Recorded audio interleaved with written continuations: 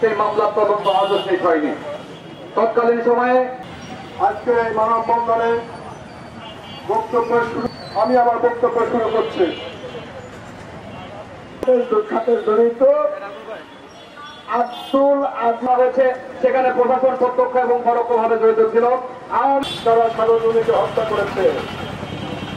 আজকে কোন অভ্যুত্থানের নির্দলীয় এবং পাশাপাশি কুষ্টিয়া বার্তার সম্পাদক এবং দীর্ঘ এই 16 বছর অবৈধ শেখ হাসিনা সরকার প্রকাশ না পায়, এই জন্যই তাকে এই সাংবাদিক দম্পতি একটাই চাওয়া, আমার ছেলে এত বড় পরিণতি হওয়ার কারণ কি?